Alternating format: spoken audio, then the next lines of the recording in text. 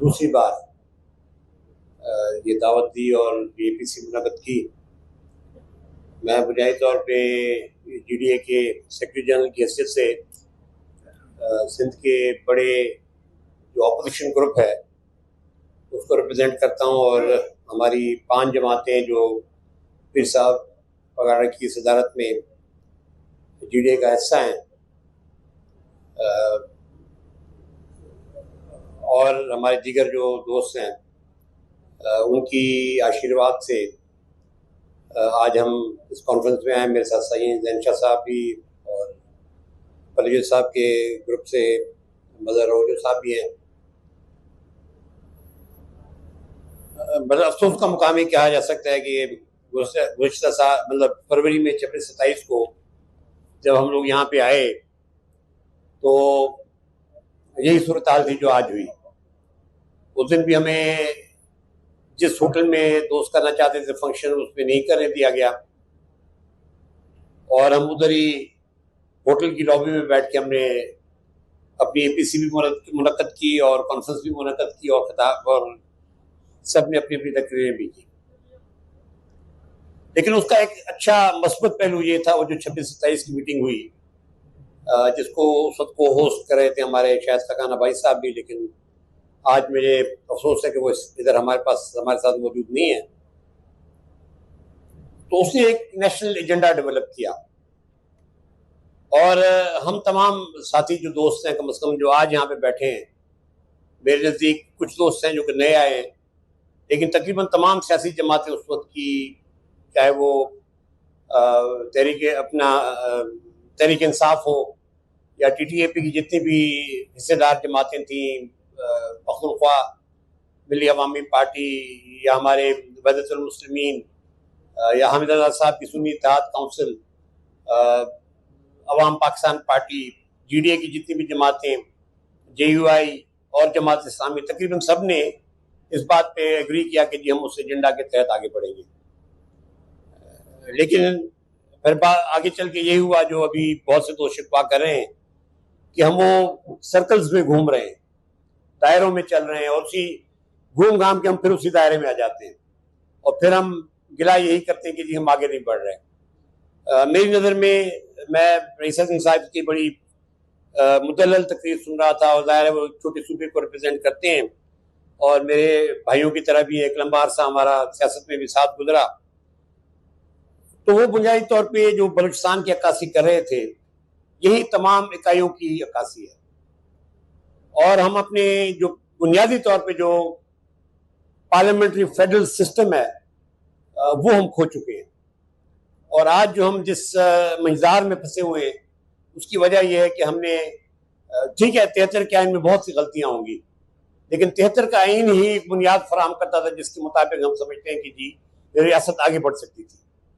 और उसके अंदर मैं इस बात से भी जो है ना दरगुजर नहीं करूंगा कि शायद मैं, क्योंकि सारी जिंदगी मेरी एक पाकिस्तान पीपल्स पार्टी के अंदर गुजरी, और शहीद जुल्फ़िकार अली भुट्टो और शहीद मोहतरमा बेनज़ीर भुट्टो मेरे आइडियल भी हैं, मेरे सियासी उस्ताद भी हैं, और हर लिहाज से मैं उनकी दिल से कदर भी करता हूँ। लेकिन ये कि इस आइन को चलाने में शायद हम सबसे गलतियां हुई। लेकिन मैं आज हामिद भी अभी यहाँ बैठे नहीं हुए, आज उन्होंने जो बात की कि ये 73 का आइन इतना रेजिलियंट है, इसके अंदर कोई ऐसी खूबी है, और मैं समझता हूँ शायद वो तमाम जदोजहद जो सियासी कारकुनों ने 73 से पहले की, उसका निचोड़ इस आइन के अंदर मौजूद है कि आइन बार बार उठ के वापस आता है।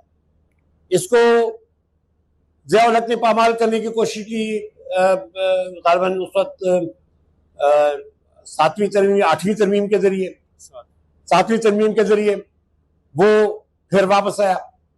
फिर उसको जनरल मुशर्रफ ने खत्म करने की कोशिश की अपने एलएफओ के जरिए, वो फिर 18वीं तरमीम में आइन वो रेजिलियंट होकर दोबारा वापस आया, ज्यादा सुबह खुद मुख्तारी के साथ, फिर भी कोताहियां उसमें रह गई होगी।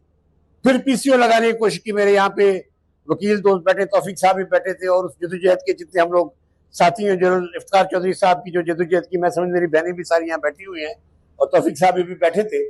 तो वो फिर उस पीसीओ के जो तीसरा पीसीओ लगा, उस तीसरे पीसीओ की बुनियाद के ऊपर जो जनरल मुशर्रफ को जाना पड़ा। और माजरत के साथ जनरल मुशर्रफ फिर वापस नहीं आ सके इस मुल्क के अंदर, बावजूद इसके कि वो एक बड़े कुल्ली किस्म के हुक्मरान थे। तो 73 का आइन की जो रेजिलियंस है अपनी जगह मौजूद है। हाँ, उसके अंदर शायद अभी भी बड़े कुल्ली किस्म के हुक्मरान थे। तो 73 का आइन की जो रेजिलियंस है अपनी जगह मौजूद है। हाँ, उसके अंदर शायद अभी भी जो बहुत सी चीजें जो कि 18वीं तरमीम के अंदर, मेरी नजर में 18वीं तरमीम एक ऐसी तरमीम थी जिसने बहुत ज्यादा चीजों को आगे बढ़ाया। लेकिन मैं माफी चाहता हूं कि हमारे सियासी जो रवैये होते हैं उसकी बुनियाद पर वो अमल नहीं हो सकता। और सबसे खराब बात जो मेरी नजर में 18वीं तरमीम के अंदर उसके बाद जो मुझे नजर आई वो ये थी कि हमने पहली दफा लोकल गवर्नमेंट सिस्टम जो बुनियाद है, मैं समझता हूं कि आज भी अगर हम अपने लोकल गवर्नमेंट सिस्टम को ठीक कर लें तो वो अवाम के मसाइल हल करता है। जो जस्टिस है डोर स्टेप, या जो डोर स्टेप के ऊपर जो जो जो जो कारकर्दगी है वो आपका लोकल गवर्नमेंट सिस्टम देता है। और इस 18वीं तरमीम ने उसको पहली दफा आईनी कवर दिया। इससे पहले कोई आईनी कवर नहीं था।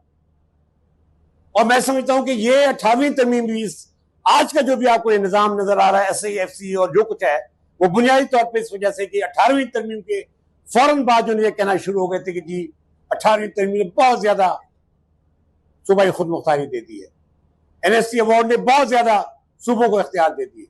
लेकिन माजरत के साथ ये जो इख्तियार सूबों को मिले वो कितने मिसयूज हुए हमारे। आज जब भी हम बलूचिस्तान की अगर बात करें, मैं सिंध में भी आता हूं, अगर हम बलूचिस्तान से शुरू करें तो जो फंड बलूचिस्तान को मिलते हैं वहां के जो काबरीन है उन फंड्स के साथ क्या करते हैं। मेरा सवाल है ये, जो हुकूमतें वहां बनाई जाती हैं उन्होंने किस बुरी तरह इन सारे फंड्स का इस्तेमाल करके, और वो मतलब एक किस्सा मशहूर है कि ये वजीर अपने छप्पड़ में रहता था और आज अरबपति है। और यही हाल सिंध का है। गुज़श्ता 18 साल के अंदर सिंध के साथ जो जो रवैये रखे गए, जिस किस्म की करप्शन है और जो सिस्टम की बातें जो आज के बहुत बड़े जो जो जो ये हुकूमतें आप चला रहे हैं, जब उनके सामने सिस्टम की बातें होती हैं कहते हैं जी सिस्टम को हम खत्म करेंगे। सिस्टम खत्म नहीं होता, सिस्टम तो कायम है।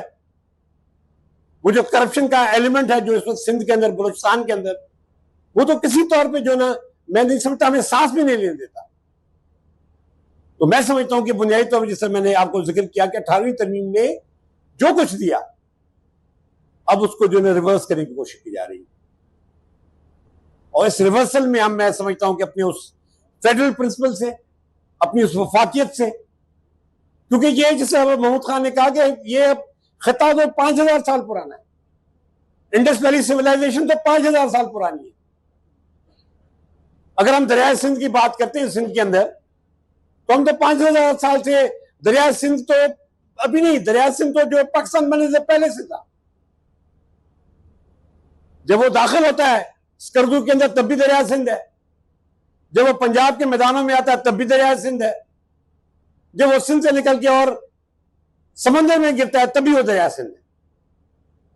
तो अगर हम उसमें अपने हक जताते हैं या हक कहते हैं, तो आप अगर वो हक भी हमें देने को तैयार नहीं तो फिर बाकी हम क्या मांगे आप लोगों से। तो मैं अगर इस सारे तनाजुर में हम देखें तो मैं समझता हूं कि एक बड़ी सीरियस सिचुएशन जब पैदा हुई 27 दिसंबर 2008 को, वो मोहतरमा मेरी लीडर थी। मैं इस वजह से नहीं कह रहा कि वो मेरी सिर्फ लीडर थी, बल्कि मैं इसलिए कह रहा हूं कि मोहतरमा की शहादत के बाद एक बहुत बड़ा सीरियस किस्म का लीडरशिप क्राइसिस पैदा हुआ इस मुल्क के अंदर। और हमारे जितने भी लीडर उसकी बात है, मियां नवाज शरीफ माजरत के साथ वो मुझे लॉस्ट फिगर नजर आते हैं। और ये जो कॉम्प्रोमाइजेस अभी उन्होंने किए हैं इससे तो उनकी अपनी पार्टी का पट्टा पटा के रखी है। एहतराम के साथ मैं अर्ज कर रहा हूं, क्योंकि COD के हम इस वक्त हिस्सेदार थे। COD की बात भी बहुत होती है, तो COD किस तरह हुआ वो भी एक तारीख का हिस्सा है। मुझसे बेहतर शायद गवाह उसका भी कोई ना हो। फिर अब हम इस वक्त यकीनन आज अगर हम देखें तो इस वक्त सबसे पॉपुलर लीडर हमारे पास इमरान खान साहब है।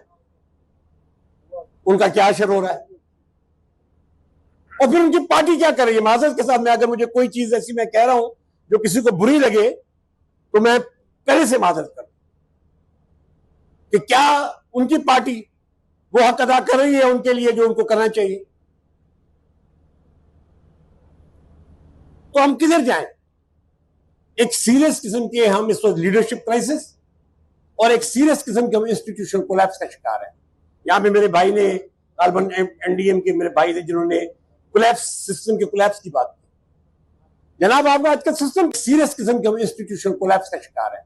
यहां पे मेरे भाई ने कार्बन एनडीएम के मेरे भाई थे जिन्होंने कोलैप्स सिस्टम के कोलैप्स की बात की। जनाब आपका आज का सिस्टम किधर है? आपका 73 का आइन जो गारंटी करता है ट्राइकोटोमी ऑफ पावर्स को, किधर है वो? किधर है पार्लियामान हमारी?